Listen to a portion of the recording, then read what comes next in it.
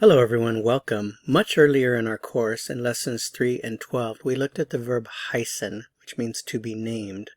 In this lesson, we are going to look at it a little more carefully and discuss a couple of grammatical aspects of the verb HEIßEN that we didn't cover in those previous lessons. So let's go ahead and conjugate the verb HEIßEN. You know how to conjugate regular verbs. It is a regular verb, so I am named. Remember, add your E ending, ich heiße. Remember that this also means or is translated to English as my name is. So I am named, my name is, ich heiße. You are named. So here there's a special rule that you should know before we go ahead and add the ending. Remember, normally you add an ST for du. However, there's a rule that says when the verb stem ends in S, the doppel S or the scharfes S, X, or Z, you drop the S on the ST or the du ending.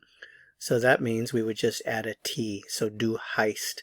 The S sound is already there. It's actually a double S sound, so du heißt, we don't need a third S.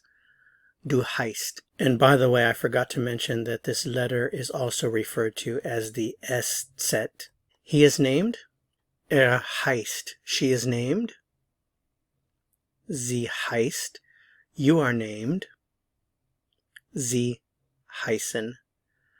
Remember, in English, we don't commonly use the expression to be named. Instead, we say things like my name is, your name is, his name is. So instead of what you see here, it's more likely that you'll hear my name is, ich heiße, your name is, du heißt, his name is, heißt, her name is, sie heißt, and your name is, sie heißen. So let's go on to the plural forms. We are named.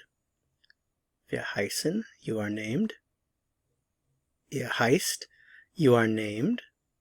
Sie heißen, and they are named. Sie heißen. And then, of course, in English, it would be more common to say, our names are, wir heißen. Your names are, ihr heißt. Your names are, sie heißen, and their names are, sie heißen. So now that you know how to conjugate heißen, you can of course express names in German. For example, you could say, ich heiße Paul, ich heiße Wolfgang, ich heiße Maria. Du heißt Paul, du heißt Wolfgang, heißt Karl, sie heißt Maria, sie heißen George. For the plurals, you would have to use two names. For example, wir heißen Paul und Karl. Our names are Paul and Karl. Ihr heißt Wolfgang und Maria. Sie heißen Karl und George. Sie heißen Martha und Maria. And that's it for this lesson. Thanks so much for watching. If you found it helpful, I would appreciate it very much if you'd give it a like.